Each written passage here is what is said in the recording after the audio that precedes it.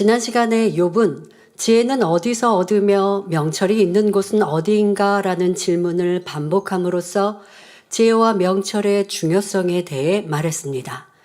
욥은 연단을 받는 동안 지혜는 세상 어디에서도 어느 누구에게서도 찾을 수 없고 오직 하나님께 있음을 깨우쳤습니다. 하나님께서는 욥이 연단을 받아 영으로 들어가는 과정을 우리에게 낱낱이 보여주시므로 우리 자신을 발견하여 변화의 열매로 나오기를 원하십니다. 욥기를 보면 욥은 종종 스스로 묻고 스스로 답하는 형식으로 자신의 의견을 설명하는 것을 볼 수 있습니다. 오늘 본문도 지난 시간에 그런즉 지혜는 어디서 오며 명철의 곳은 어디인고라고 스스로 던진 질문에 대한 답입니다. 욥기 28장 21절에 모든 생물의 눈에 숨겨졌고 공중의 새에게 가리워졌으며 말합니다. 지혜와 명철이 모든 생물에게 숨겨졌다 말하는 것이죠. 자, 이는 동물과 식물은 물론 만물의 영장인 사람에게서도 지혜와 명철을 찾아볼 수가 없다는 말입니다. 본디오 빌라도는 총독이라는 높은 권세가 있었습니다. 하지만 그에게는 참 지혜가 없었습니다. 그러니 죄 없으신 예수님께 사형 언도를 내리지요. 눈이 있어도 보지 못하고 귀가 있어도 듣지 못한 것입니다. 영적인 눈과 영적인 귀가 열리지 않으니 하나님으로부터 오는 지혜와 명철을 받을 수 없었습니다. 그런데 본문에서 욥이 설명하고자 하는 것은 또 다른 의도가 있음을 알아야 합니다. 지혜와 명철이 모든 생물의 눈에 숨겨졌고 공중의 새에게 가려졌다는 것은 하나님의 권한을 표현한 것입니다. 즉 하나님께서는 모든 것에 선을 그어 예정하신다는 의미입니다. 모든 생물의 눈에 숨겨졌다는 것은 하나님이 이들에게 영적인 세계를 알 수 있는 지혜를 허락하지 않으셨다는 말이지요. 공중의 새에게 가려졌다는 것도 마찬가지입니다. 새는 시력이 매우 뛰어나서 공중을 높이 날면서도 땅에 있는 작은 벌레를 볼 수 있지만 하나님에 대해서나 영적인 세계에 대해서는 알 수 없다는 것입니다. 이는 하나님께서 생물들에게 한계를 두셨기 때문이다. 즉 하나님의 권한임을 설명하는 말입니다. 이어지는 본문도 마찬가지입니다. 욥기 28장 22절에 멸망과 사망도 이르기를 우리가 귀로 그 소문은 들었다 하느니라 말합니다. 여기서 멸망과 사망이란 비록 생명이 끊어진 상태는 아니라 해도 모든 재산, 자녀와 아내, 건강, 친구들까지 다 잃어버린 욥 자신의 처지를 비유하는 말입니다. 욥은 아직 호흡이 붙어 있으나 그 밖에 모든 것을 잃었으니 멸망당한 것이나 다름없기에 이런 표현을 하는 것이죠. 하나님께서 모든 생물들에게 어떤 한계를 두신 것처럼 욥 자신이 멸망과 사망으로 가게 된 것 또한 하나님께서 예정하신 일이므로 어쩔 수 없다는 뜻입니다. 자신이 만신창이가 된 것도 하나님이 이미 정해 놓으셨기에 어쩔 수 없이 이 길을 가고 있다는 것입니다. 이어지는 본문도 욥이 예정하시는 하나님으로 오해하여 하는 말들입니다. 욥기 28장 23절에 하나님이 그 길을 깨달으시며 있는 곳을 아시나니 했는데 이 말의 의미는 하나님은 만물의 주인으로서 모든 것을 하나님 편에서 임의로 정하셨기 때문에 지혜가 오는 길 또한 하나님만이 아신다는 것입니다. 욥기 28장 24절에도 이는 그가 땅끝까지 감찰하시며 온 천하를 두루 보시며 라고 말하는데 이 말씀의 의미도 마찬가지입니다. 하나님께서는 땅끝까지 살피시며 온 천하를 두루 보실 수 있기 때문에 무엇이든지 원하시는 대로 예정하신다는 말이지요. 이는 하나님의 독단적인 주권을 말하고 있습니다. 하나님에 대한 엄청난 오해이며 판단이지요. 오늘날 예정론을 주장하는 사람들도 마찬가지입니다. 예정론이란 인간 개개인의 구원은 인간의 행위나 노력에 의하여 이루어지는 것이 아니라 하나님의 의지에 의해 미리 정해진다는 주장입니다. 하나님께서 이미 인류 역사와 인생의 생사화복 등 모든 것을 정해 놓으셨기 때문에 구원 역시 이미 정해져 있다고 주장합니다. 이와는 달리 예지 예정론이란 하나님께서는 모든 것을 예지하시기 때문에, 즉 미리 아시기 때문에 그에 맞추어 모든 것을 정해 놓으신다는 주장입니다. 만일 하나님께서 자신의 뜻에 따라 무조건 정해놓고 행하시는 분이라면 인간에게 자유의지를 주실 이유가 없었지요. 하나님께서는 인간이 자유의지 가운데 어떻게 행할 것을 미리 아시기에 그에 맞추어 모든 것을 정하십니다.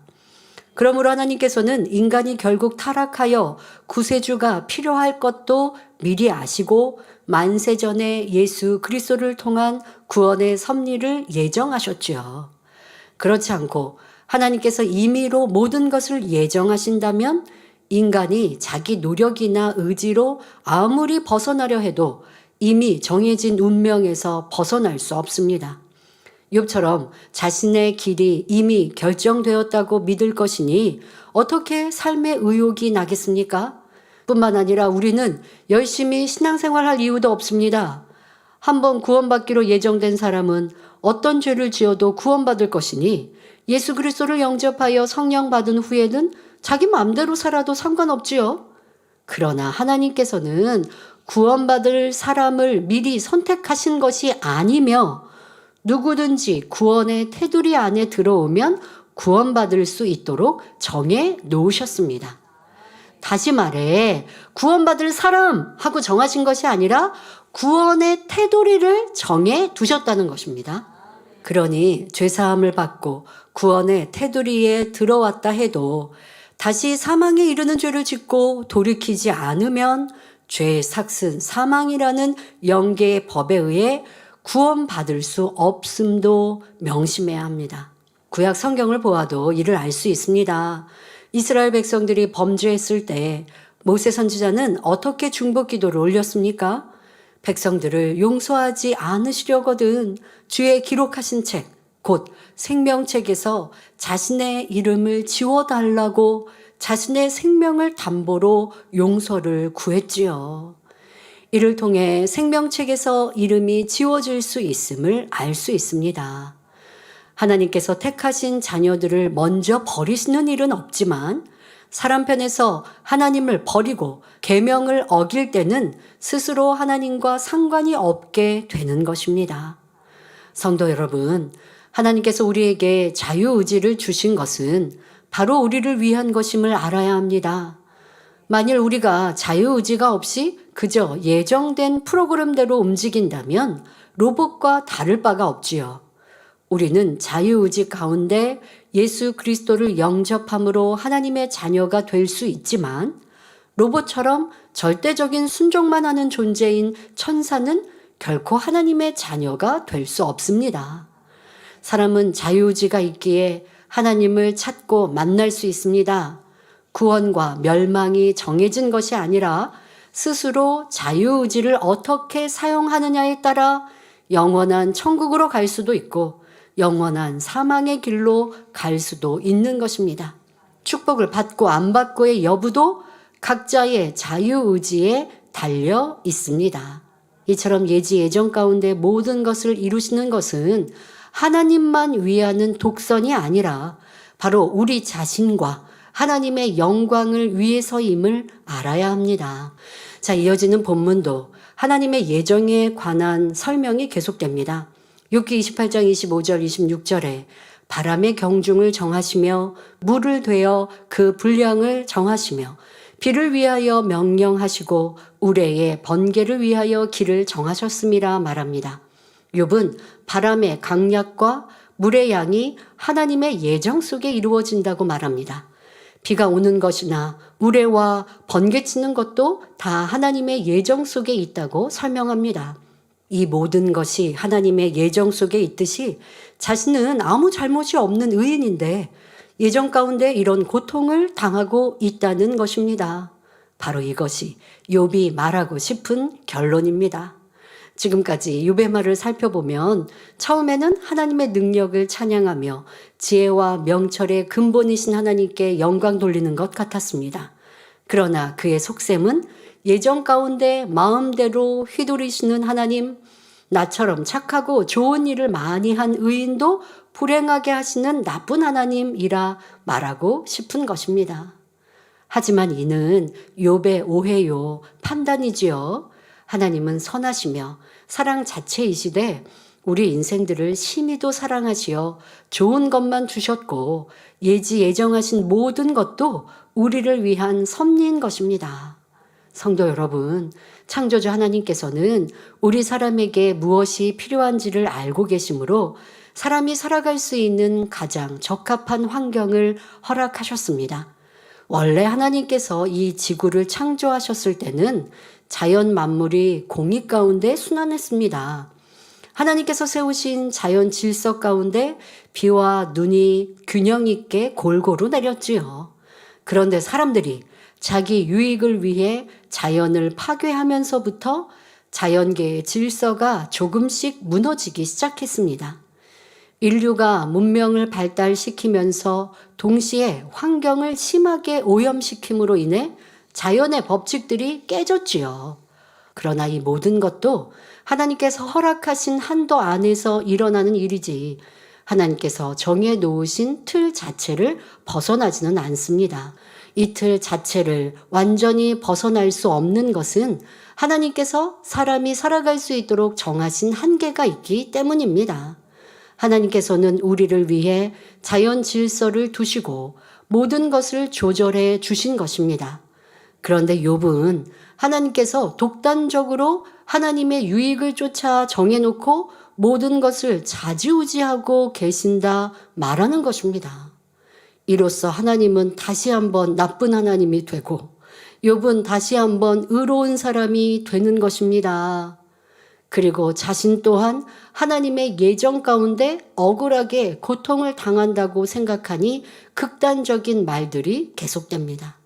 자, 이어지는 본문 욥기 28장 27절 28절에 그때에 지혜를 보시고 선포하시며 굳게 세우시며 궁구하셨고 또 사람에게 이르시기를 주를 경외함이 곧 지혜요 악을 떠남이 명철이라 하셨느니라 말합니다. 자, 욥의 이 말은 진리입니다. 우리는 욥의 의도와 상관없이 이 진리를 깨달아 지혜와 명철을 얻는 방법을 터득해야겠습니다. 하나님을 경외함이 곧 지혜라고 하는 것은 하나님 자체가 지혜의 근본이 되시기 때문입니다. 하나님을 경외하면 하나님께서 감동함을 주시며 그 길을 인도하십니다. 잠언 8장 13절에 여호와를 경외하는 것은 악을 미워하는 것이라 했고 잠언 9장 10절에 여호와를 경외하는 것이 지혜의 근본이요 거룩하신 자를 아는 것이 명철이니라 말씀했습니다. 우리가 하나님을 경외하면 말씀에 순종하게 됩니다. 하나님께서 원하시는 순종은 당연히 할 수 있는 일을 하는 것을 가리키지 않습니다. 진정한 순종은 할 수 없는 것, 즉 현실을 보면 행할 수 없는 일을 믿음의 눈으로 바라보고 행하는 것입니다. 아브라함은 하나님을 경외했기에 약속의 시인 이삭을 번제로 바치라는 말씀에도 순종함으로 여호와 이레의 하나님을 체험하며 믿음의 조상이 되는 축복을 받을 수 있었습니다. 이처럼 우리도 도저히 순종할 수 없는 상황에서 순종하는 것이 온전한 믿음이며 진정 하나님을 경외하는 것입니다. 그럴 때 하나님의 역사가 나타난다는 참 지혜를 깨달으시길 바랍니다. 또 악을 떠난 것이 명철이라 했는데 악을 떠나면 선한 지혜와 선한 생각이 오기에 총명하고 사리에 밝아집니다. 하나님의 깊은 것이라도 통달하시는 성령님께서 하나님의 뜻을 쫓아 마음을 주관하시고 인도하시기 때문입니다. 그러므로 영적으로 명철이 있는 사람은 말씀 안에서 천국 가는 길, 축복받는 길, 응답받는 길을 밝히 볼 수 있습니다. 예레미야 21장 8절에 보라 내가 너희 앞에 생명의 길과 사망의 길을 두었노니 말씀하십니다. 매 순간 어떤 길을 선택하느냐에 따라 영생 또는 영벌이라는 전혀 다른 종착지에 이르게 된다는 사실을 깨달아 항상 지혜로운 선택을 해야 합니다. 그러므로 인생의 크고 작은 선택의 기로에서 항상 진리를 선택함으로 이 땅에서는 물론 영원한 천국에서 가장 복된 삶을 영위하시기를 주님의 이름으로 축원합니다.